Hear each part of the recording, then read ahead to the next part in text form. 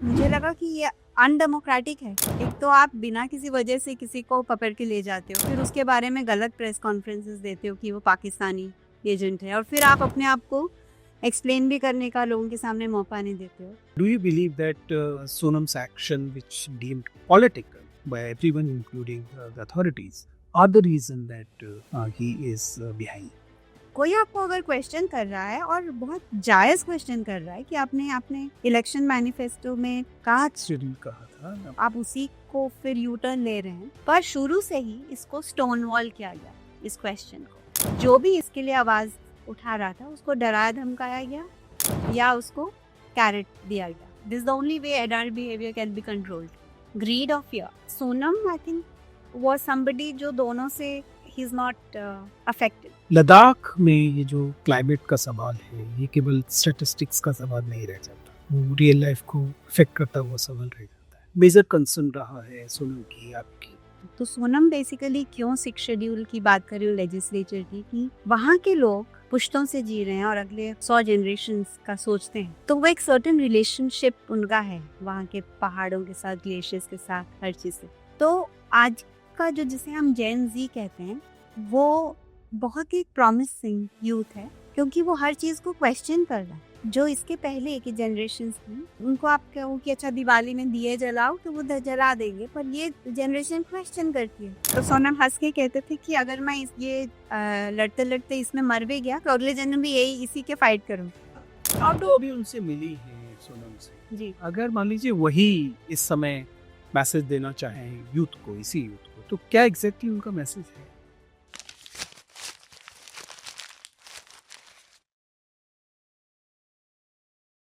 नमस्ते दोस्तों, please sit down में आपका स्वागत है और हम फिर से मौजूद हैं एक और एपिसोड लेकर, कैजुअल टॉक। लेकिन इस बार हम जिस विषय पर बात करने वाले हैं और जिनसे बात करने वाले हैं, वो और तमाम वजहों से इस समय समाचारों में हैं, और इसलिए एक गैर पत्रकारीय नज़र से हम उनसे बात करेंगे। देखते हैं कि बातचीत किस तरफ जाती है। हम लोग बात कर रहे हैं आज गीतांजलि अनुगो से। गीतांजलि, मैंने आपका नाम सही प्रोनाउंस किया है? गीतांजलि जय आम। जी। तो गीतांजलि हमारे बीच हैं और आपने पिछले दिनों लगातार उन्हें टेलीविजन स्क्रीन्स पर देखा है और कोई बहुत सुखद वजहों से नहीं देखा है। आपने देखा है सोनम वांगचुक, जो कि लेह में एक बहुत शांतिपूर्ण आंदोलन चला रहे थे। लेह की जो युवा हैं उनकी मांगों को लेकर पिछले सब महीने, आज शायद 35 दिन इस बात को हो चुके हैं, 35 दिन पहले उन्हें डिटेन किया गया। मुझे नहीं पता कि ये लीगल तौर पर डिटेंशन और गिरफ्तारी के बीच में इस समय कहाँ है, लेकिन 35 दिन से सोनम वांगचुक जेल में है और बाहर उनकी पत्नी के तौर पर, उनकी साथी के तौर पर गीतांजलि लगातार संघर्ष कर रही हैं उनकी आज़ादी के लिए और लेह की आवाज़ के लिए। आज हमें अवसर मिला है और मैं आभारी हूँ गीतांजलि जी का कि उन्होंने हमें समय दिया और आज हम गीतांजलि जी के बारे में बातचीत करेंगे, हम सोनम वांगचुक के बारे में बातचीत करेंगे और हम लद्दाख के विषय में भी बातचीत करेंगे। आपका बहुत बहुत स्वागत है कैजुअल टॉक में। धन्यवाद मुझे बुलाने के लिए। अब गीतांजलि जी, सबसे पहले तो ये बताइए कि पिछले 35 दिन आप किस किस चीज से गुजरी है, भावनाओं के स्तर पर भी और जो एक्शंस वास्तव में जमीन पर हो रहे थे उनके स्तर पर भी। इन 35 दिनों का आपका अनुभव क्या है? तो 26 तारीख जिस दिन सोनम को डिटेन किया गया, उससे कुछ 6-7 दिन पहले, 10 दिन पहले वो कह रहे थे कि ऐसी कोई र्यूमर्स है कि शायद मुझे गिरफ्तार कर लें, पर हमने इसको इतना इम्पोर्टेंट और ये नहीं समझा और उसके ऊपर कुछ डिस्कस नहीं किया था कि अगर ये हो जाएगा तो फिर नेक्स्ट स्टेप्स क्या हैं। तो 11 बजे सोनम का फ़ोन आया, तो हमने बात की। उन्होंने मुझे कुछ पता करने को कहा था, और वो अपने गाँव में थे उस वक़्त और मैं यूनिवर्सिटी कैंपस में थी। और आधे घंटे बाद जब मैं वो इन्फॉर्मेशन देने के लिए मैंने कॉल बैक किया, तो फ़ोन ही नहीं जा रहा था। मैंने 10 बार एटलीस्ट ट्राई किया होगा, तो 12:30 मुझे थोड़ा पैनिक लगा कि शायद जो वो कह रहे थे वो हो गया हो। क्योंकि उसके 2 दिन पहले ही जो पीसफुल प्रोटेस्ट है वो वायलेंस में टर्न हो गया था। उसके बारे में हम बाद में बात करेंगे। तो फर्स्ट रिएक्शन तो इट वाज़ इमेंस सैडनेस। मतलब I remember that I cried oh.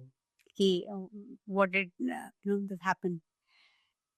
And then मैंने फ्रैंटिकली बहुत जनों को कॉल किया, जो भी उनके साथ इसमें जुड़े हुए थे, अनशन में हो या जो 6 शेड्यूल वगैरह की बातें हैं, जो लीडरशिप में हैं, उन सबसे बात की कि वो कहाँ लेके गए हैं ये पता कराने के लिए, लेकिन किसी को भी पता नहीं था। और फिर 4 बजे मुझे पुलिस की तरफ से कॉल आता है, लेह पुलिस की तरफ से, कि हम जोधपुर ले जा रहे हैं और वहाँ पहुँच के हम बात करवाएँगे। तो जोधपुर क्यों? वो कुछ नहीं बताते।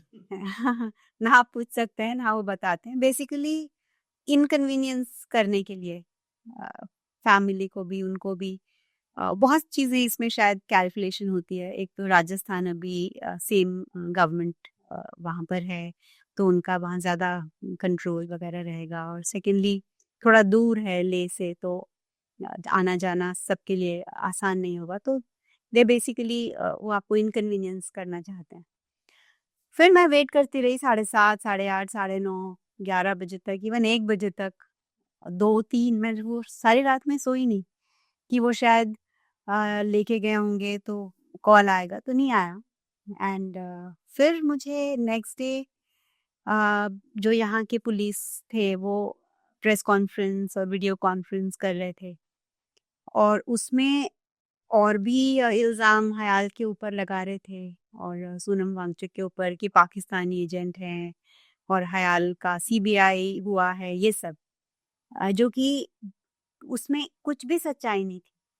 तो एक तरफ तो ग्रीफ था, सैडनेस थी, एक तरफ से ये बिट्रेयल सा लग रहा था कि जो इंसान ने इंडिया के लिए हमेशा से काम किया है उसके लिए ये, एक तरफ से गुस्सा था कि, पर ये सारे इमोशंस बहुत जल्दी ही एक रेजोल्यूशन में कन्वर्ट हो गए।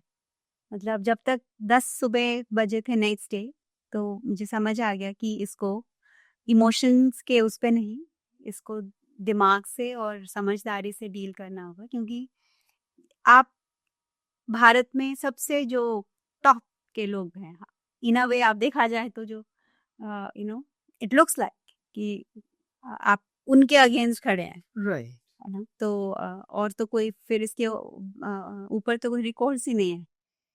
तो तो फिर फर्स्ट चीज मैंने सोचा कि पहले जो एलिगेशंस लगाए गए हैं उस पे तो आई हैव टू स्टार्ट रिफ्यूटिंग, ठीक है। उसको गलत बताना इम्पोर्टेंट है। पर तब तक इन्होंने इंटरनेट भी बंद कर दिया था, राइट।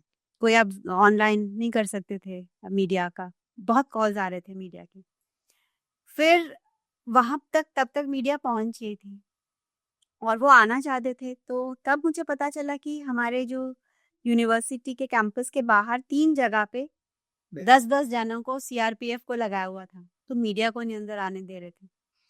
और शायद उन्होंने ये एक्सपेक्ट नहीं किया था कि कोई इसको फाइट करेगा, शायद यहाँ उनकी थोड़ी सी में भी कैलकुलेशन में भूल हो गई कि उन्होंने नहीं एक्सपेक्ट किया था कि मैं मीडिया को ये बताऊंगी। तो उस दिन फर्स्ट एक मीडिया ग्रुप आया, तो उनको मैंने डिटेल में जब बताया तो उसका काफ़ी सर्कुलेशन हुआ। फिर और शाम तक बाकी मीडिया हाउसेस फिर कॉल करने लगे कि हमें आने नहीं दे रहे।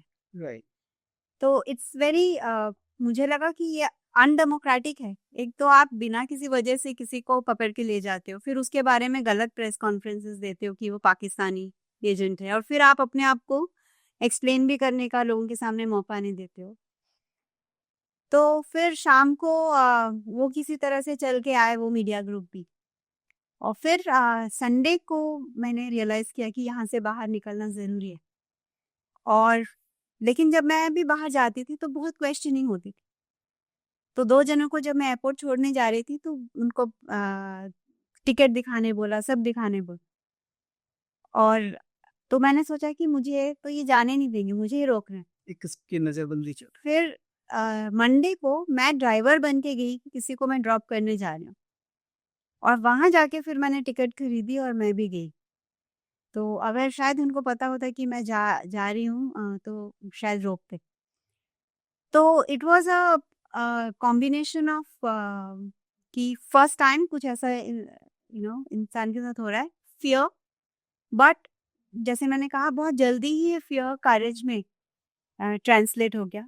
और एक आप तो एक टीचर हैं और एज अ टीचर मैं इस प्रोसेस को थोड़ा और क्लोजली समझने की कोशिश कर रहा हूँ कि आपने कहा कि पहले से आपने कोई जैसे एसओपी बना के नहीं रखा होता कि कोई ऐसा होगा तो हमें क्या करना है, उसी समय आपको चीज़ें सोचनी पड़ी पहली बार। और दूसरा इमोशनल लेवल पर आपको मल्टीपल टर्बुलेंस से गुजरना पड़ रहा है। एक तो ज़ाहिर है कि सोनम का अरेस्ट होना और उनसे दूरी अपने आप में एक प्रॉब्लम है। उनकी सुरक्षा के लिए चिंता स्वाभाविक है कि आपके मन में होगी कि उनको कैसे ट्रीट किया जा रहा है, डे टू डे चीज़ें उनको सहूलियत मिल पा रही है कि नहीं मिल पा रही है जैसी चीज़ें। नहीं, और मैं इसमें ये कहना चाहूँगी कि बीच में क्या हुआ, जैसे फ्राइडे सोनम को डिटेन किया, संडे मेरा एक कलीग है, जो कि हमारा डॉक्टर है और वार्डन है, जो एक हमारे फेलो को लेके गया था जिसकी तबीयत ठीक नहीं थी। तो क्योंकि वो मेरी गाड़ी लेके गया था, उसको अरेस्ट कर लिया संडे शाम को। So that was additional fear कि वो हयाल भी किसी को भी आके अंदर से ले जा सकते हैं, और बिना किसी वजह से उसको भी डिटेन किया। और फिर और एक कलीग को मंडे को डिटेन किया, तो उसको बहुत पिटाई की, वो हॉस्पिटलाइज़ होना पड़ा। तो मुझे ये डर था कि कहीं सोनम को तो भी नहीं ऐसे ट्रीट कर रहे हैं। राइट, तो क्योंकि तब तक 4 दिन 3 दिन हो गए थे, कुछ नहीं इन्फॉर्मेशन थी, और जिस पुलिस ऑफिसर ने फ़ोन किया था, मैंने बार-बार उनको फ़ोन किया, वो उठा नहीं रहे थे। तो इट वाज़ क्वाइट बैड, मतलब 10 दिन तक मैं 11th डे को मिली हूँ, अक्टूबर 7th को, वो भी हाई कोर्ट का ऑर्डर लेके। लेकिन गीतांजलि आप उस इलाके में जिसे हम लेह का इलाका कहते हैं, लद्दाख पूरा का पूरा, वहाँ पर आप एक कोई अनजान व्यक्ति नहीं है। वहाँ तमाम लोग आपको जानते हैं, पहचानते हैं। इसी ब्यूरोक्रेसी के लोग जो जिनकी ट्रीटमेंट की बात आप कर रहे हैं कि आपको उनसे उनकी ट्रीटमेंट से परे, उनसे आप पहले भी मिलते रहे होंगे और स्वाभाविक तौर पर सहयोग भी बहुत बार रहा होगा। चूँकि मैं एक टीचर हूँ और मेरा बार-बार साबका जो है वो सिविल सर्विसेज़ और इन लोगों से पड़ता है। चाहता हूँ कि मेरे कम से कम विद्यार्थी इस बात को समझें कि क्या आपको क्या लगता है कि जब ऊपर से राजनीतिक दबाव या चीजें बदली तो क्या इन लोगों का व्यवहार बदल गया? हाँ, क्या ये लोग पहले सहयोग के साथ मिलते थे या सम्मान के साथ मिलते थे और अचानक इनके व्यवहार आप में ये एक बदलाव इंटरेस्टिंग बात पूछ रहे हैं, क्योंकि जो मैंने कहा इंटरनेट बंद किया था, उसके साथ-साथ कर्फ्यू भी लगा हुआ था। तो मतलब हर मूवमेंट को मॉनिटर किया जा रहा था। तो जैसे ही मैंने कहा मैं निकलती थी, तो ये लद्दाख पुलिस ही थी। तो उनको मैंने कहा कि आप रियलाइज़ कर रहे हो आप कर क्या रहे हो? आपके और आपके बच्चों के फ्यूचर के लिए जो लड़ रहा है, आप उसी को यहाँ आके पहरा दे रहे हो। तो फिर उन्होंने कहा हम तो अपनी ड्यूटी कर रहे हैं। तो तब मुझे ये रियलाइज़ हुआ, और मेरा पहला ट्वीट शायद यही था कि तो मैं ज़्यादा सोशल मीडिया पे नहीं थी, जैसे आपने देखा होगा इसके पहले। क्योंकि मैं दिन भर ख़याल को चलाना, उसके लिए एकेडमिक्स, बच्चों की पढ़ाई का देखना, फंड रेज़िंग ऑपरेशन में फुली उसमें थी। और सोनम होते थे फेस सोशल मीडिया पे। तो मैंने उसी दिन अपना ट्विटर भी एक्टिवेट किया, क्योंकि मुझे लगा कि अभी ये लोगों के पास जाना इम्पोर्टेंट है। तो मेरा पहला ट्वीट यही था कि are we any different from under British? क्योंकि एक handful of British Indian sepoys के ही थ्रू थे वही बिल्कुल। कितने बिलियन इंडियंस को, मिलियन उस वक्त को टॉर्चर कर रहे थे और कंट्रोल कर रहे थे। और आज same Indian government equivalent to the British, जो कि Ladakhi police which is equivalent to Indian police under British times, और खुद के ही लद्दाखीज को इल ट्रीट कर रहे हैं। मतलब ये सीआरपीएफ ने तो जो 24th को किया वो किया, उसके बाद तो लद्दाख पुलिस के ही लोग हैं जो हमारे बच्चों को भी वो कर रहे थे, और उनके साथ मिलके। But Gitanjali, let the teacher again come. एक शिक्षक होने के नाते मेरे मन में ये सवाल आता है कि हम लोग क्या अपनी पूरी व्यवस्था में या अपनी पेडागोजी में कहीं ऐसा तो नहीं कि बहुत ओबीडियंस हम्म, जो है वो हम इनकलकेट कर जाते हैं विदाउट आस्किंग क्वेश्चंस कि हम ये ओबीडियंस किसके प्रति रखें, ये कॉन्स्टिट्यूशन के प्रति होनी चाहिए या जो इमीडिएट बॉस ने कह दिया उसके प्रति होनी चाहिए? ये तो चीज सुन के मैं काफी हैरानगी हुई मुझे। और पिछले 1 सालों में मैंने जब एक चीफ जस्टिस ऑफ इंडिया जो रिटायर्ड है, उनसे मैं ऐसे इनफॉर्मली बात कर रही थी, तो मैंने कहा सर आपने कितना ट्रूथ को विदहेल्ड किया है अपनी जो जस्टिस में। तो वो कहते हैं कि हम ट्रूथ के लिए नहीं लड़ते, हम तो एविडेंस पे लड़ते हैं। हम्म, वो जज के लेवल से बात हो रही है। फिर मैंने काफी सारे लॉयर्स से बात की है, तो वो कहते हैं कि वो हम तो क्लाइंट के लिए लड़ते हैं, मतलब ट्रुथ तो नहीं देखा जाता। ट्रूथ तो न जस्टिस। हाँ, तो ट्रुथ न जस्टिस में हम क्लाइंट के लिए, मतलब जो पैसे दे रहे हैं हम उसके लिए लड़ते हैं। और एज प्रोफेशनल्स हम अपने ट्रुथ के साथ अलाइन होना सिखाते ही नहीं है, वैल्यू सिस्टम के साथ। सिस्टम को फॉलो करना इज व्हाट वी टीच।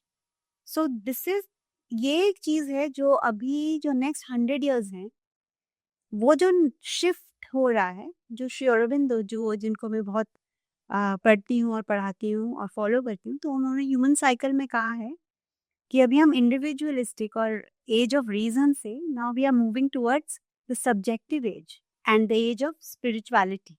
तो by subjective age he means कि हर एक बंदे का अपनी रियलिटी होगी, ऑब्जेक्टिव रियलिटी नहीं होगी, अपनी रियलिटी होगी। और हमें अभी दिखाई दे रहा है सोशल मीडिया पे सब अपना जो सोचते हैं बेधड़क कहते हैं, there is no single truth out there. पर उन्होंने ये भी कहा है कि हम सब्जेक्टिविटी में फॉल्स सब्जेक्टिविटी से होते हुए, जो कि हमारा जो भी सोच रहे हैं जो भी फील कर रहे हैं that is false subjectivity, but finally we will reach a space of true subjectivity, जिसमें आपका ट्रूथ और मेरा ट्रूथ सेम होगा। जो कि इंडिया में स्पिरिचुअलिटी की डेफिनेशन है कि रियलिटी क्या है, उसको सीख करना ही एजुकेशन का पर्पस है, उसको लिव करना ही लाइफ का पर्पस है। जो ट्रूथ है, रियलिटी है, that's all. It was never about temples and religions and all these orthodox practices and yajna and all. It was never an outer thing. ये कोई बाहर वाली चीज नहीं थी इंडियन स्पिरिचुअलिटी वैदिक टाइम से। ये जस्ट था कि जो हाईएस्ट ट्रूथ है उसको सीख करना, उसको ढूंढना और उसको अपने डे टू डे लाइफ में व्यक्त करना। तो Hinduism is a way of life.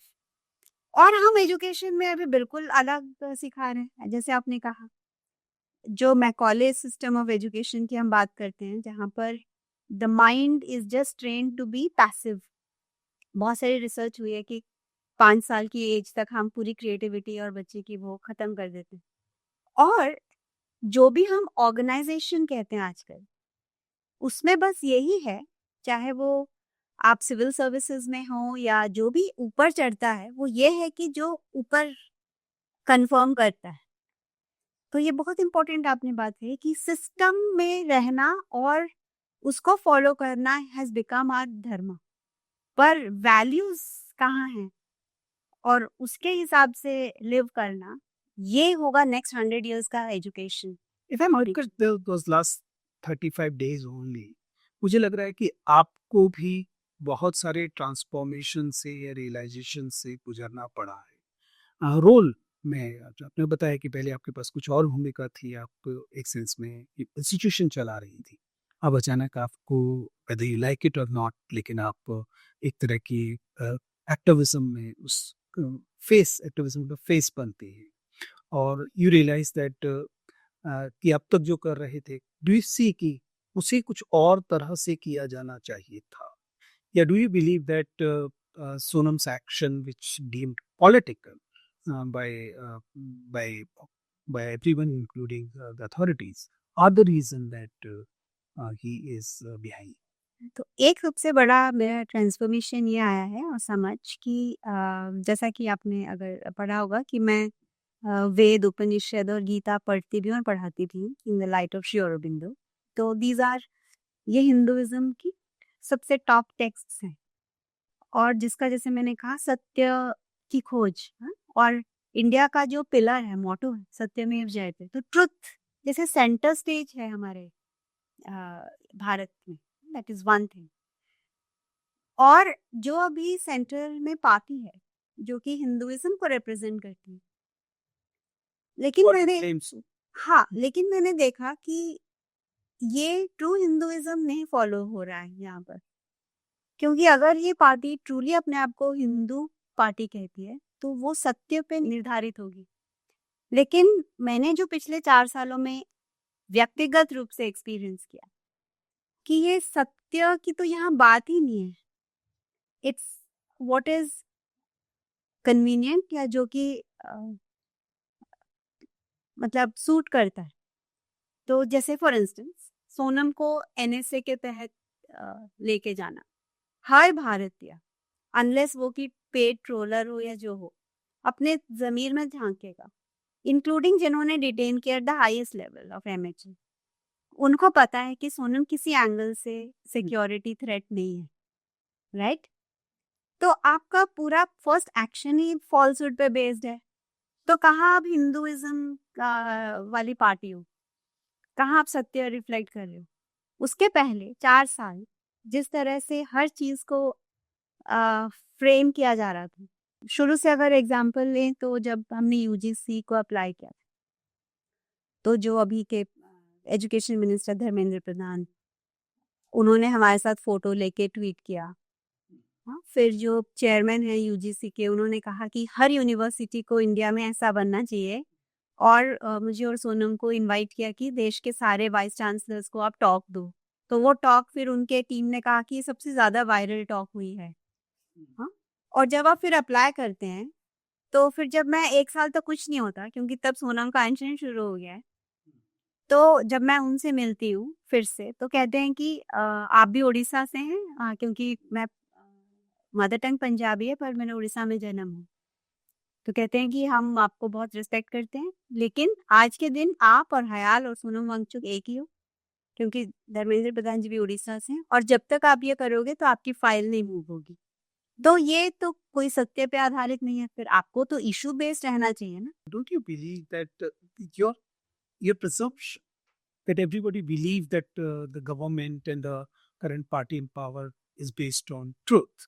नहीं, वीजा ने कहा कि this presumption is नहीं, so if you call yourself कि आप हिंदुइज्म को प्रमोट कर रहे हो, आप ये पार्टी हिंदुइज्म पे बेस्ड है। do you actually believe that masses, for example, do believe in this presumption? Because मेरे हिसाब से शायद ये बात क्योंकि सोनम वांगचुक का केस तो खैर बहुत क्लियरिंग केस अब हो गया है, लेकिन हम लोगों ने एक के बाद एक ऐसे उदाहरण पिछले समय में देखे।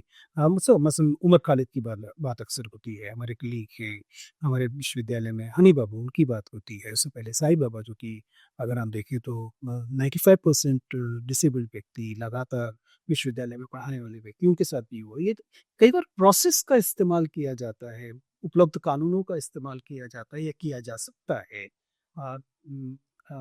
नहीं, सजा देने के। हाँ, मैं वही कह रही हूँ कि ये हिंदुइज्म, हिंदू अपने आप को नहीं कह सकते। हाँ, क्योंकि Hinduism is based on truth. मतलब आप उससे दूर अगर जाके अपने आप को ये कहते हैं तो फिर आप किसी और से अलग नहीं है। अच्छा, सरकार को प्राइमरीली, क्योंकि बाकी लोगों के बारे में जिनके बारे में मैंने बात की उनके बारे में तो सरकार के पास दूसरे आरोप थे, लेकिन अगर हम सोनम वांगचुक को देखें तो उनके बारे में आम तौर पर राय सब लोगों की एक इनोवेटर की, एक वैज्ञानिक चेतना से संपन्न व्यक्ति की। और मैं आपको पहला क्वेश्चन जस्ट एंड करना चाहूंगी कि क्यों लोगों ने इनको वोट किया। क्योंकि आप अगर श्री अरबिंदो की अलीपुर जेल के बाद की स्पीच पढ़ेंगे, उत्तरपारा स्पीच, तो श्री अरबिंदो ने क्लियरली कहा है कि अभी इंडिया का राइज है, बट इंडिया खुद के लिए नहीं राइज करेगा पर दुनिया के लिए राइज करेगा, क्योंकि इंडिया की जो वैल्यूज हैं, जो स्पिरिचुअलिटी है, उसको पूरी दुनिया को लाइट दिखानी है अभी। तो श्री अरबिंदो की लाइन है कि when it is said that India will rise, it is Sanatan Dharma that will rise. और ये जज्बा हर भारतीय में है, चाहे वो अपने आप को लेफ्ट कहे, राइट कहे, जो भी कहे, कि इंडिया की जो हेरिटेज है, कल्चर है, धरोहर है, वो इतना डीप है, जिसने 10,000 साल की सभ्यता को बिना ब्रेक हुए सपोर्ट किया है। और जो फ्यूचर है, ये लेफ्ट राइट ये सब हमने वेस्ट से बोरो किए हुए हैं टर्म्स। तो उसके बाद हम किसी और पे चर्चा करेंगे कि हम कुछ टर्म्स हैं संस्कृत के, हम वो ट्रांसलेट नहीं कर सकते इंग्लिश में। धर्म ही आप ले लीजिए, वो रिलीजन नहीं है, धर्म है। यू नो, ध्री मतलब that which holds you.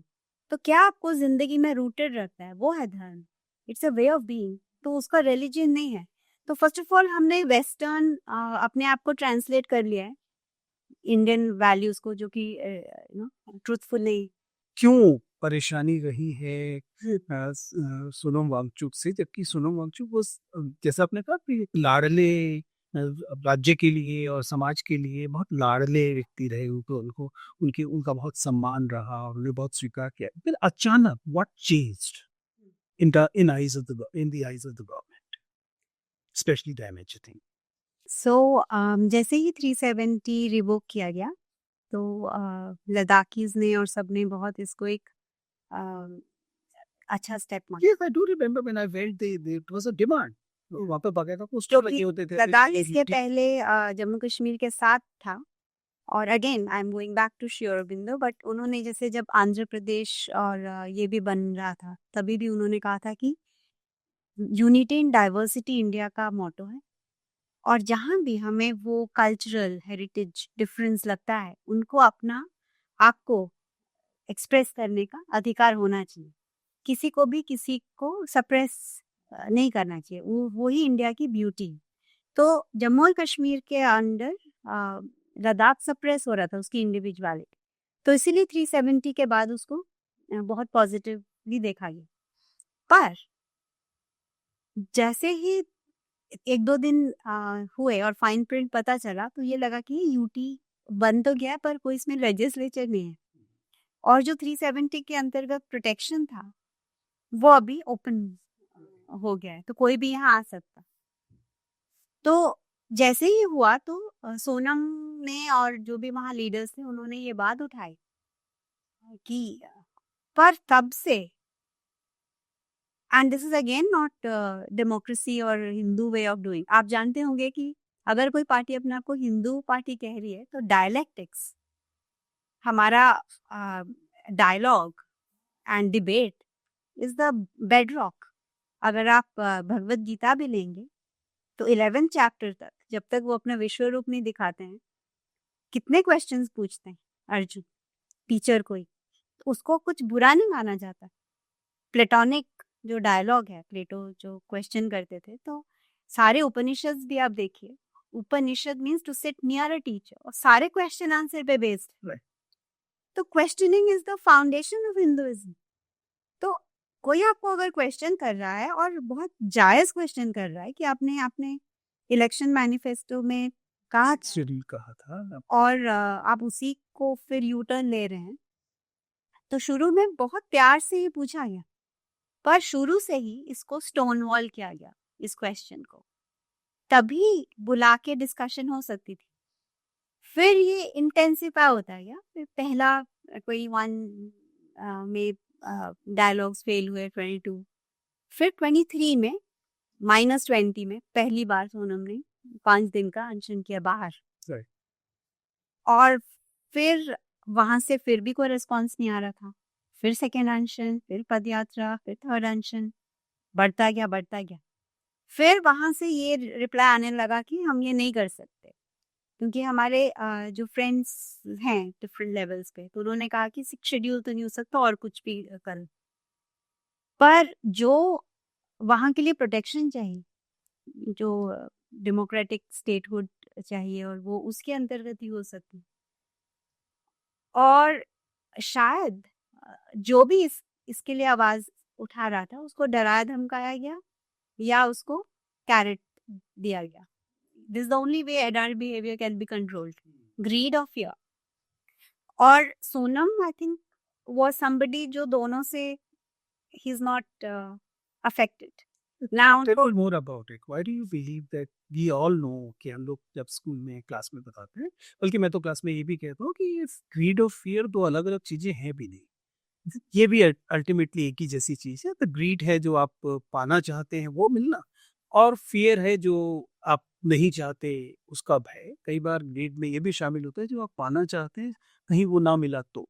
So in a sense related चीज है। But why do you believe कि Sonam is, in your opinion, आप उन्हें जितनी निकटता से जानते हैं शायद कोई नहीं जानता, आपको क्यों लगता है कि वो ग्रीड और फियर से परे उन्हें देखा जाना चाहिए? क्योंकि I think he is the product जो कि हमारे एजुकेशन सिस्टम को सबको वैसा बनाना चाहिए कि आप किसी वैल्यू के लिए जियो। यू हैव टू हैव, मैं भी अपने स्टूडेंट्स को ये कहती हूँ कि इकिगाई क्या होता है, स्वधर्म क्या होता है। हम सबके लाइफ में कोई ऐसा बिग पर्पस होना चाहिए जिसके लिए हमारी जान छोटी लगे। Then come my fear. I have seen people losing life और जिंदगी का बहुत बड़ा हिस्सा उनका इन प्रोसेसेस में, इन संघर्ष में, इन प्रतिरोधों में चला जाता है। हम लोगों ने, जैसे मैंने साईं बाबा की बात की, हमारे बहुत साथी अभी भी मैंने बताया कि यही है।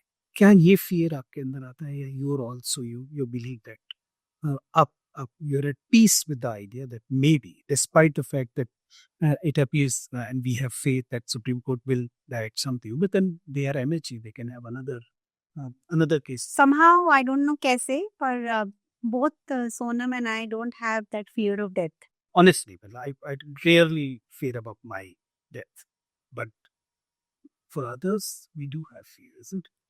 We have concern, पर ये नहीं कि अगर किसी चीज में डेंजर है तो वो दूसरे को नहीं करने दिया जाए, क्योंकि ये तो हमें पता था कि किसी न किसी दिन अगर वो नहीं करेंगे तो कभी बात की थी ये वाली की? हाँ, मतलब ये तो 1 महीने से चल रहा था कि पीएसए के अंदर। बट इन जनरल जब ये वाला रास्ता उन्होंने चुनना शुरू किया, हाँ, तो आपको ये तो समझ में आ रहा होगा कि अब ये केवल यूनिवर्सिटी चलाने का मामला नहीं रहा। तो सोनम हंस के कहते थे कि अगर मैं ये लड़ते लड़ते इसमें मर भी गया तो अगले जन्म भी यही इसी के फाइट करूँ।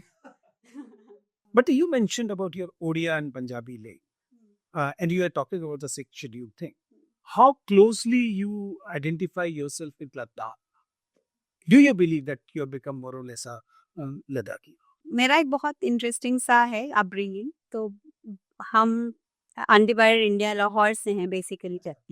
मेरे मतलब पूर्वज, और उड़ीसा में जन्म हुआ, और फिर big part of my life was in Auroville and Pondicherry south India में, और अभी लद्दाख में। तो मैं अक्सर ये पूछती थी कि वेयर डू आई बिलोंग। तो मैं सोनम को पूछती थी कि मुझे नहीं समझ आता कि वेयर डू आई बिलोंग। तो geographically maybe I belong to the whole world, मुझे ऐसा लगता है। मैं रशिया और यूक्रेन जाती हूँ, बैले सीखती हूँ, रशियन बैले। तो मुझे वहाँ भी I feel like because of that culture of dance, part of them. मैं जापान जाती हूँ, ओकिनावा कराटे, मैं सेकंड डैन ब्लैक बेल्ट हूँ। तो वहाँ की कुछ चीज़ें मुझे अपील करती हैं। तो मुझे अपने आप को जैसे एक globally I feel at home हर जगह। तो मैं कई बार सोनम को पूछती थी कि वेयर डू आई बिलोंग, और he used to laugh and say you belong to Ladakh. तो geographically I belong everywhere, but अगर मैं कमिंग टू दैट, पर अगर देखा जाए कि वेयर आई बिलोंग, तो I belong to a value जो मैंने देखा है। तो जैसे Pondicherry and Auroville, I feel I belong वहाँ, उसको मैं अपना घर कह सकती हूँ। वहाँ रोड पे भी मुझे लगता है यहाँ सोच सकते हैं ये घर है ना, because of the idea that Shri Aurobindo stands for. तो वो मुझे घर लगता है। सिमिलरली लद्दाख एक ऐसी जगह है जो मेरे और एक वैल्यू को टच करती है, जो कि एक बहुत ही सिंपल लिविंग, हाई थिंकिंग और एक सस्टेनेबल लाइफ। और पूरे भारत में वो ही एक ऐसी जगह जो आज भी अनटच्ड है, जहाँ पर लोग they live in harmony with nature. वो रिसोर्सेज का बहुत केयरफुली चयन करते हैं, यूज करते हैं। वहाँ हर चीज की कमी है, ऑक्सीजन 60% है, डेजर्ट है, पानी नहीं है, फिर भी हजारों सालों से सिविलाइजेशन वहाँ बनी हुई है। तो मैंने देखा है लोग बहुत केयरफुली रिसोर्सेज का यूज करते हैं, जो कि हम यहाँ पर बहुत यूज एंड थ्रो देखते हैं। तो वो वैल्यू मुझे बहुत अपील करती है, और वहाँ बहुत हर चीज की रिस्पेक्ट है। जहाँ You mentioned about this nature thing. That was the area I actually want to talk about. अब हम लोग नवंबर शुरू हो रहा है और दिल्ली में है, क्लाइमेट और पॉल्यूशन, ये सारी चीज़ें आप बेहतर तरीके से देख रही हैं। लद्दाख में ये जो क्लाइमेट का सवाल है, ये केवल स्टैटिस्टिक्स का सवाल नहीं रह जाता, वो रियल लाइफ को अफेक्ट करता हुआ सवाल रह जाता है, और ये मेजर कंसर्न रहा है सोनम की, आपकी। मेरे दो हिस्से हैं इसमें। एक तो आपकी रीडिंग, ये जो क्लाइमेट को लेकर, इन्वायरमेंट को लेकर लद्दाख में क्या है, क्या क्या कितना रियल, कितना इमीडिएट, इमिनेंट ये खतरा है, और दूसरा एजुकेशन, जो उस जगह की एजुकेशन जैसे आप जुड़ी हुई है, उसे आप कैसे रिलेट करती हैं on the questions of environment. तो जितना ने कहा कि लद्दाख अभी भी एक प्रिस्टीन जगह है, और वो वहाँ डेजर्ट है, बारिश नहीं होती, तो ग्लेशियल लेक मेल्ट पे लाइफ आधारित है, पर ये साइंटिफिकली डेटा से पता चल रहा है कि जो ग्लेशियर्स हैं वो रिसीड हो रहे हैं, और इसको जो हमारी लाइफस्टाइल है वो इसको एक्सिलरेट कर रही है।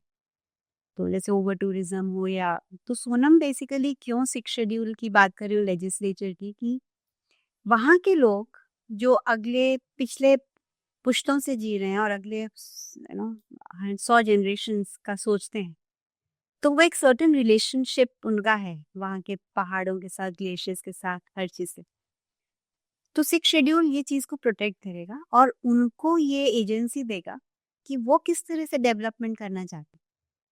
लेकिन अगर हम खोल देंगे तो माइनिंग की पॉसिबिलिटीज वहाँ पर, जो फ्यूचर है कंप्यूटिंग का, रेयर अर्थ वहाँ बहुत बार इस बात की आशंकाएं व्यक्त की जा रही हाँ थी कि वहाँ है। कि और प्लस वहाँ जो लैंड है उसको जो फोटोवोल्टेइक गीगावाट्स की बात हो रही है, और माइनिंग की जो बात हो रही है, तो ये बहुत जल्दी एक्सेलरेट कर देगा वहाँ का जो क्लाइमेट चेंज की प्रॉब्लम्स को। और जो वहाँ के ग्लेशियर्स हैं वो जस्ट लद्दाख को ही नहीं, पूरे north of India, China, Pakistan, वो सबको पानी देते हैं। तो जो अभी वहाँ पर गवर्नर हैं, एलजी और कमिश्नर्स आते हैं, अभी 5 सालों में ये तीसरे गवर्नर हैं, और पता नहीं कितने कमिश्नर चेंज हो चुके हैं। और मुझे वहाँ गए अभी 10 साल हुए हैं, तो अभी मुझे समझ में आना शुरू हुआ है कि वहाँ की बैलेंसेस क्या हैं। तो पॉलिसी जो बनाने वाले लोग आते हैं उनको वो अंडरस्टैंडिंग होना बहुत ज़रूरी है। तो इसीलिए हमने वहाँ जो स्कूल और हमारी यूनिवर्सिटी है वो यंगस्टर्स को ये एम्पावर करती है कि उस इकोलॉजी जो कि फ्रेजाइल है में जो इंटरवेंशंस लाने हैं, वो हम दिल्ली और बॉम्बे या न्यूयॉर्क से कट कॉपी पेस्ट नहीं कर सकते। राइट आपको एक छोटा सा एग्जांपल दें क्योंकि ये एजुकेशनल है, कि जैसे यहाँ हम आ, बंद बनाते हैं रिवर के दोनों तरफ ताकि पानी हो clean हो। तो सेम करोड़ों रुपए खर्च करके वहां जब फ्लैश फ्लड्स होते हैं तो उसको रोकने के लिए वही सेम टेक्निक बनाएगी। पर ये हमने नहीं देखा कि यहाँ जब रिवर पहुंचती है तो बहुत धीमी हो जाती है। राइट तो वो बंद काम करता है, वहां तो बिल्कुल फास्ट वेलोसिटी से आती। तो वो सारे टूट गए और वो ऑब्स्ट्रक्शन बन गए और ऊपर से और फ्लडिंग हुआ और इतने करोड़ रुपए वेस्ट हुए। वेरएज उसका तरीका था कि जो भी हम स्कूल ऑफ इकोलॉजी से कर रहे हैं कि आइस्तूपा के थ्रू कैसे वहां हम पेड़ बनाएं, लगाएं वैलीज में, कि जब बारिश हो तो वो एब्जॉर्ब करे ना, वो फ्लैश फ्लड बन के बह ना जाए। तो वहाँ के सॉल्यूशंस अलग हैं। और somehow coming back to education again, हम बच्चों को टू थिंक फॉर देमसेल्व्स नहीं सिखाते। तो जो हमारे ब्यूरोक्रेसी भी है, जो आईएएस ऑफिसर्स हैं, आप वो एग्जाम देखेंगे अगर आप तो उसी में हैं, तो वो मेमोरी बेस्ड है ना। Most of the time it is 90% is आप ने कुछ याद किया, पर वो प्रॉब्लम सॉल्विंग का कहाँ टेस्ट करते हैं आपका माइंड। जो पॉलिसी है आगे जाके उनको लिखनी है या बनानी है, तो वो क्रिएटिव, अगर हम ब्लूम्स टैक्सोनॉमी देखें तो वो हायर ऑर्डर थिंकिंग वाली चीजें हैं, पर हम टेस्ट, रिमेंबर और अंडरस्टैंड को ही करते हैं, लोअर ऑर्डर थिंकिंग को। तो अनफॉर्चुनेटली हमारी पूरी एजुकेशन, इवन आईआईटी जो कि सबसे टफ एग्जाम माना जाता है, वो भी ब्लूम्स टैक्सोनॉमी में लो में ही है, क्योंकि वो अप्लाई ज़्यादा टेस्ट कर रहे हो। पर क्रिएट, इवैल्यूएट, एनालाइज वो हम नहीं सिखा रहे हैं, और वो ही हमें लाता है जो मैं कह रही थी, श्री अरबिंदो कह रहे हैं कि सब्जेक्टिव अभी फ्यूचर है। क्योंकि ये तीनों चीजें नीचे ऑब्जेक्टिव रियलिटी सबके लिए जो सेम है, ये कप है हम सबके लिए ऑब्जेक्टिवली सेम, बट हमें इसको अगर इवैल्यूएट करना हो तो वो सब्जेक्टिव आ जाता है। और हम इसकी बिल्कुल नहीं बात कर रहे कि हम सब्जेक्टिव डेवलपमेंट कैसे करें, कि हम कैसे एनालाइज करना सिखाएं, कैसे हम इवैल्यूएट करना सिखाएं, कैसे हम क्रिएट करना सिखाएं। तो ये चीजें हम वहाँ स्टूडेंट्स को सिखाते हैं ताकि वो फ्यूचर लीडर्स बन सके। सो जो वर्किंग विद यूथ, लगातार आप युवाओं के साथ बात कर रहे हैं, और इस वाले मामले में, सोनम वांगचुक वाले मामले में भी, ये जो जेन जी कहा जाता है, उसे लेकर बहुत सारे सवालिया निशान लगाए गए। लोगों ने कहा कि अ, भड़काया जा सकता है इनको और ये इंटरनेट के थ्रू क्रांतीय करने को आ जाते हैं इत्यादि इत्यादि। ये आपका युवाओं के साथ जो अनुभव है, क्या वे वाक़ई इतना नकारात्मक है कि युवा कहीं भी बहकाए जा सकते हैं माने? फर्स्ट ऑफ ऑल की तरह आप भी उनमें उनमें यकीन करती हैं, आप भी उन्हें आशा के साथ देख पाती हैं? तो first of all Gen Z bad word नहीं टू स्टार्ट विद, और सेकेंडली अगर हम खलील गिब्रान का देखें ऑन चिल्ड्रन, हाँ जी। वो कहते हैं कि your children are not your children, their life's longing for itself. Yes. अगर आप उनको अपने जैसा मत बनाओ, पर उनके जैसा आप बनो, क्योंकि लाइफ मूव्स फॉरवर्ड। तो आज का जो जिसे हम जेन ज़ी कहते हैं, वो बहुत ही प्रॉमिसिंग यूथ है, क्योंकि वो हर चीज़ को क्वेश्चन कर रहा है। जो इसके पहले की जनरेशंस थी, वो ओबीडियंस में ज़्यादा। हाँ, उनको आप कहो कि अच्छा दिवाली में दिए जलाओ तो वो जला देंगे, पर ये जनरेशन क्वेश्चन करती है। और अगर मैं अपनी बचपन में जाऊं तो मैं तब की शायद जेन ज़ी हूँ, क्योंकि मैं 70s में मेरा जन्म हुआ था और मैं हर चीज़ को क्वेश्चन करती थी। और यही क्वेश्चनिंग मुझे श्री अरबिंदो के पास ले गई और मुझे लाइफ का उसने मतलब सिखाया। तो ये जो हम कह रहे हैं कि जेन ज़ी फुल ऑफ रेज है, ये जस्ट हमारा एजुकेशन सिस्टम का फेलियर दिखा रहा है कि आप उनको डायरेक्ट नहीं कर पा रहे हो। You are not able to utilise the energy. हाँ, अब if you allow them, give them the, आप अगर उनको इकोसिस्टम देते हैं और आप इस क्वेश्चनिंग को आप पॉजिटिवली लेते हैं कि वो बच्चे जो हैं वो पॉजिटिवली क्वेश्चन करना चाहते हैं, क्योंकि वो दुनिया को बदलना चाहते हैं और वो कास्ट के खिलाफ नहीं है या वो ट्रेडिशन के खिलाफ नहीं है, पर वो सीख कर रहे हैं आंसर्स को। और एज गुड टीचर्स हमें उनको वो स्पेस देनी चाहिए, या तो हमारे पास वो आंसर्स हो या एटलीस्ट हम उन्हें वो स्पेस दें कि वो अपने आंसर्स खुद ढूंढ सके, पर उनको क्वेश्चन ही ना करने देना इज नॉट राइट। तो ये जो जो भी है उनका रिबेलियन जो कि हमें प्रॉब्लम दे रहा है, इट इज ओनली शोइंग कि, क्योंकि मेरा खुद का बेटा भी है जो कि अभी वो जेन ज़ी है, 23 साल का, पर क्योंकि उसको स्पिरिचुअलिटी का रूट्स का एक्सपोजर है और उसको अपने आप को एक्सप्लोर करने दिया गया है, तो वो बहुत ही, मैं तो कहूँगी कि वो मेरे से मे बी 100 स्टेप्स आगे है। और यही है पर्पस लाइफ का कि हर जनरेशन हमारे से 100 गुना आगे हो। ये जो प्रतिरोध का तत्व है, ये जो जिसे आप रेबेलियन कह रहे हैं, यूँ तो हर पीढ़ी में दिखता था, लेकिन डू यू बिलीव कि नए जो मीडिया के नए साधन हैं, सोशल मीडिया है, दूसरे इंटरनेट है, क्या इसने इसे एक्सेलरेट किया है, इसकी गति बढ़ा दी है? ऐसा तो नहीं कि हमारा ये जो नई पीढ़ी है उसके पास प्रतिरोध जो है वो एक एक शब्द की तरह है और वो लगभग हर चीज़ का प्रतिरोध करता है, या नहीं आप भी मेरी तरह मानते हैं कि नहीं ये भी उनका उनका उनकी विज़डम भी ट्रस्टवर्दी है? तो मैं फिर से I go back to Shri Aurobindo. तो उन्होंने ह्यूमन साइकिल में जो कहा है, और कि अभी एक नया फोर्स दुनिया में आया है जिसको वो सुप्रामेंटल फोर्स कहते हैं, जो कि हर चीज को ट्रांसफॉर्म करने आया है। तो अभी जो हमें रेज दिख रहा है बाहर, वो पहले था पर अंडर द कार्पेट था। हमें पहले लगता था कि डिवोर्स रेट्स बहुत कम थे, पर तब लोग बिना कितना सह के रहते थे, राइट? डिवोर्स रेट्स पहले कम था, पर अगर आप अपने मेरे नहीं, पेरेंट्स, उस तलाक के कम होने की तो अकेली वजह ये थी कि आप लगातार शोषण सहने के लिए हाँ, तैयार हैं और जैसे तो वैसे शादी को मतलब चला। बहुत कुछ था। पर अभी क्या है कि जैसे हम कहते हैं कि रेज है ये, तो वो ज्यादा ट्रूथफुलनेस है रिलेशनशिप्स में, कि अगर नहीं हो रहा तो ठीक है। तो इट इज नॉट कि कुछ बुरा हो रहा है जो दुनिया में दिख रहा है। तो वो अगर हम सुप्रामेंटल फोर्स जो श्री अरबिंदो कहते हैं, अगर उसकी एंगल से देखें, तो ये जो ऑलरेडी गंदगी थी, जो कि सीवरेज में था, ऊपर से साफ दिखता था, फ्लश कर दिया, बाथरूम तो साफ है पर पता नहीं वो कहाँ जा रहा है, तो अभी वो दिखाई देने लगा है सीवरेज भी, कि अभी जस्ट पॉलिश और ऊपर से नहीं काफी है, डेप्थ में जाके उसको सफाई करो, क्योंकि जो फ्यूचर आने वाला है वो इतना गोल्डन है कि अभी जो दीमक लगी हुई फाउंडेशंस पे वो नहीं रह सकता।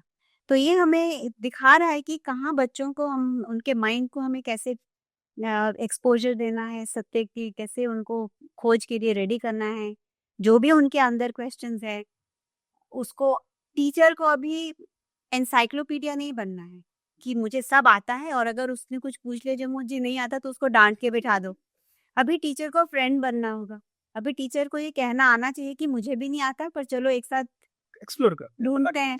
तो ये शिफ्ट जो बड़ों में आनी चाहिए, मुझे तो रिबेलियन प्रॉब्लम मुझे ओल्डर जनरेशन लगती है, जो अपने ट्रेडिशनल वेज को छोड़ना नहीं चाहते हैं, अपने ऑर्थोडॉक्सी को छोड़ना नहीं चाहते हैं, वो खुद चेंज नहीं होना चाहते हैं।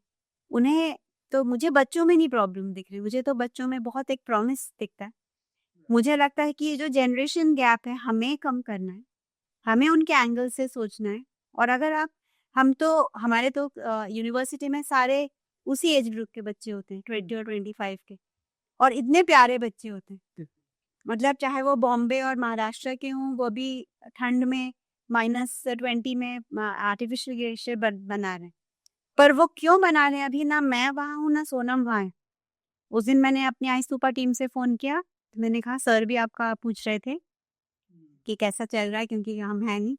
तो बोला मैम आप वहाँ अपना करो, सर को बोलो कि जब आप आओगे तो आप बहुत प्राउड फील करोगे जो हम काम कर रहे हैं।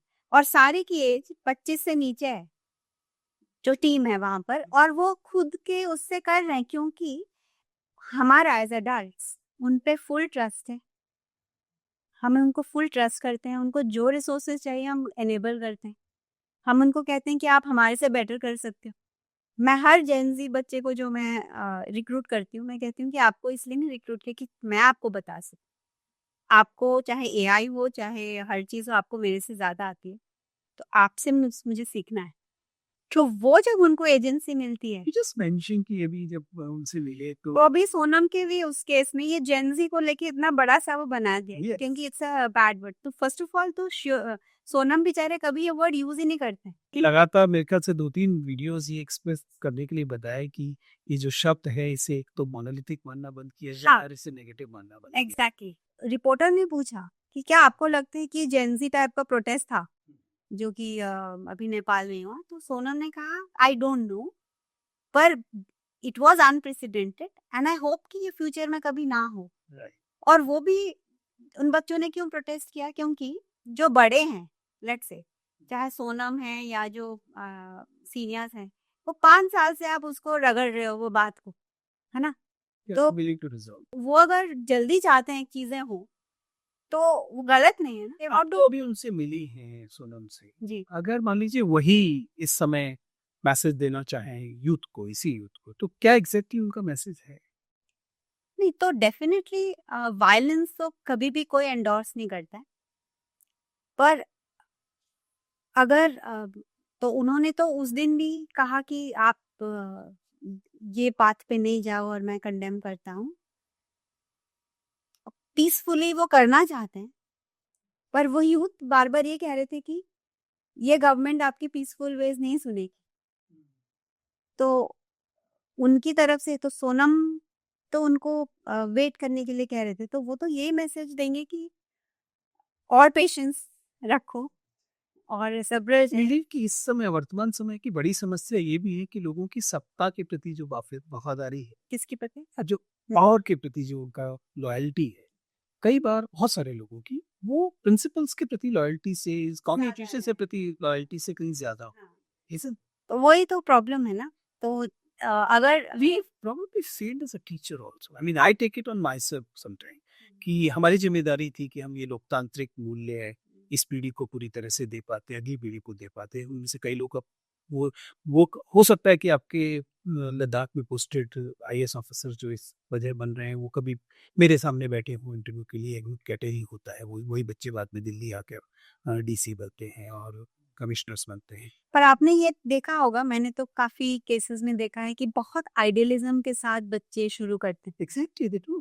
23-25 पे जब होते हैं, जब यूपीएससी क्लियर करते हैं, उनको देश बदलना होता है। नहीं देखो, तो बस है। वो चाहते हैं कि गैजेट ऑफ चेंज होंगे शायद। हाँ, और ये system is design to only promote mediocrity and so called loyalty हाँ, to the power. हाँ, which is equivalent to mediocrity। क्योंकि अगर आप, जो मैंने कहा, खलील गिब्रान ने जो कहा कि आप अगर as the boss you take back seat कि you know your next generation knows better and you allow them to do, then the whole thing changes ना.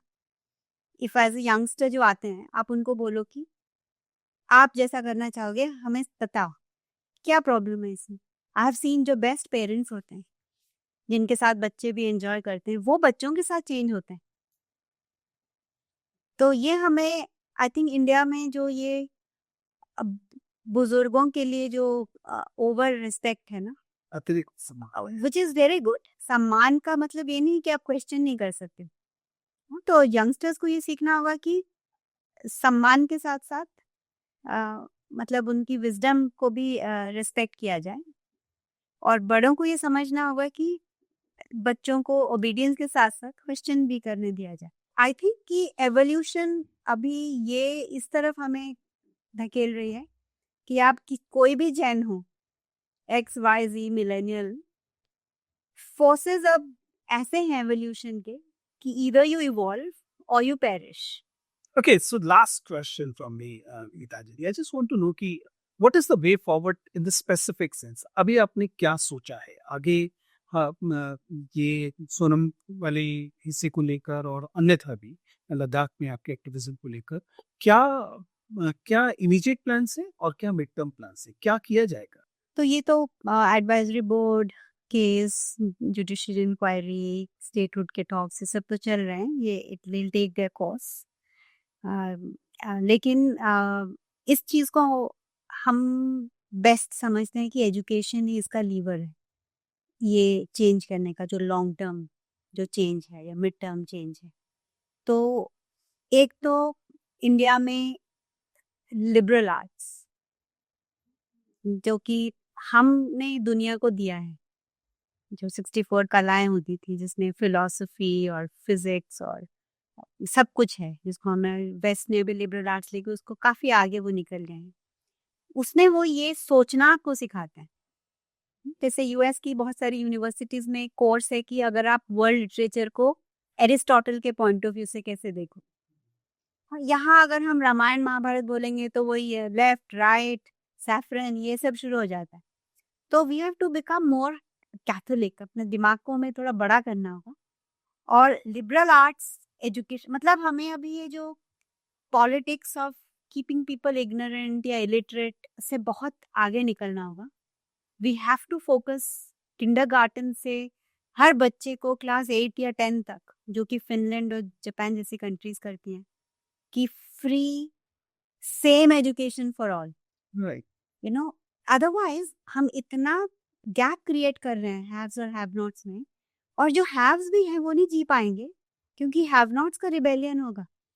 और अगर आप हैव नॉट्स को बिहेवियर और मॉरल्स और एथिक्स नहीं सिखा रहे हैं तो हैव्स भी अपनी गाड़ी लेके जाएंगे तो पीसफुली नहीं जी सकते. So it is in the interest of all कि टिल 17 और 16 बेसिक एजुकेशन फॉर ऑल, जिसमें values, ethics, morals, constitution, rights, जो कि लाइफ स्किल्स हैं, वो होनी चाहिए. दैट इज तो एट द बेस लेवल. और सीनियर लेवल पे आपने देखा होगा कि MBA जब आया, जब मैनेजमेंट इंस्टीट्यूट आया, उसके पहले ये बहुत एक business was done in a very different way. पर मैनेजमेंट एजुकेशन ने उसको प्रोफेशनलाइज ही नहीं किया, आज उसको एंटरप्रेन्योरशिप की तरफ ले गया है. तो 1970s का जो बिजनेस करता था, आज का जो स्टार्टअप है वो अलग है उसका रिस्पेक्ट. वैसे ही पॉलिटिक्स जो कि highest in a way profession India में है, क्योंकि आप 5 साल के लिए एक जिले का या एक राज्य का या देश का आप फ्यूचर निर्धारित कर रहे हो. पर अभी unfortunately it is not the best जो कि उसमें जा रहे हैं. तो पॉलिटिक्स को भी जैसे अभी हमने बिजनेस को क्लीन अप किया है, You believe Politics- be more professional, should be taught. हाँ, जैसे ऑल डेवलप्ड कंट्रीज ने, School of सिंगापुर या ओसवाल, तो you have to have some eligibility for heaven sake. मतलब if you are going to be a leader, it cannot be you know based on गुंडागर्दी या whatever. You know घायल का जो 9th स्कूल है, तो घायल में 10 स्कूल्स होने वाले हैं. तो social and political leadership Right. हमने सेटअप कर रहे हैं कि future politicians have to be educated and trained to take up. अभी जैसे अगर जो आप पॉलिटिकल फैमिली से अगर नहीं हो, अगर आप उसमें जाना चाहते हो, लाइक इन मूवीज अगर आप नहीं हो, तो there is no way, I don't know कैसे आप जा सकते हो। ठीक बात। तो it has to be open for all and it has to be the best who have to go. जो तो प्लेटो जो कहते हैं कि इट इज फिलोसोफर किंग, राजऋषि है जिसको लीड करना चाहिए। तो राजऋषि का पहला ये है कि वो अपने छोटे से ईगो और डिजायर से ऊपर है। वो लोक संग्रह की बात करता है, वो जो बेस्ट फॉर ऑल की बात करता है। तो उसमें तो वो तो बेसिक साइकोलॉजिकल ट्रेनिंग होनी चाहिए जो भी ये है। तो दीज आर द थिंग्स जो कि on war footing we have to take up in education. School liberal arts जो वोट दे रहे हैं, व्हाट इज देयर फ्रेमवर्क जिसके थ्रू वो समझ पा रहे हैं कि क्या है राइट हमारे लिए। That is one end of the story, liberal arts education, जो कि हर बच्चे को किंडरगार्टन से मिलनी चाहिए। और ऑन द सेकेंड हैंड जो लीड करने वाले हैं, They should be they also have further to ahead. be educated, and we have to do a lot of work. I think last 75 years and especially last 10-15 years, education थोड़ा काफी पीछे रह गया है। मतलब present government maybe has done lot of work in infrastructure, ये सब which is also जिसकी जरूरत है, फोकस उसमें रहा है। बट ये सॉफ्ट इंफ्रास्ट्रक्चर है, एजुकेशन और हेल्थ केयर, और इस पे हमारा थोड़ा ध्यान कम रहा। क्योंकि हम जब गवर्नमेंट स्कूल भी विजिट करते हैं तो क्यों ये इतना डिफरेंस होना चाहिए प्राइवेट और गवर्नमेंट स्कूल में? Both in terms of not मतलब just the brick and mortar, but also in terms of नहीं, एक बच्चा जो है वो चाहे वो किसान या कुली का बच्चा हो, चाहे वो किसी इंडस्ट्रीज का बच्चा हो, वो स्टेट की रिस्पॉन्सिबिलिटी है right. कि वो एक जिम्मेदार सिटीजन बने। We have seen that state is abdicating this responsibility in many ways. हाँ। Resources कम हो रहे हैं, टीचर्स नहीं मिल पा रहे, टीचर्स की ट्रेनिंग बहुत अच्छे से नहीं हो पा रही है, एंड देन अल्टीमेटली ये जो गैप है ये बढ़ता है। Well, with these words, Gitanjali, thank you very much. It was a wonderful conversation, and आपसे बात करके बहुत आनंद आया, और हम समझ पा रहे हैं कि एक संकट है। ये संकट केवल एक व्यक्ति पर आया संकट नहीं है, ये संकट कई मामलों में हमारी चेतना पर पहरेदारी का संकट भी है। हमारी बहुत बहुत शुभकामनाएं हैं सोनू के लिए, आपके लिए, और हम उम्मीद करते हैं कि हमारे देश को, हमारे लोकतंत्र को बेहतर दिन देखने को मिलेंगे। शुक्रिया। और मैं आपसे एग्री करती हूँ कि ये जो इंसिडेंट हुआ ये पूरे देश की कॉन्शियसनेस को ज़्यादा सेल्फ अवेयर बनाएगा। हमारे जो उसूल हैं, हमारे जो मूल हैं, उस पे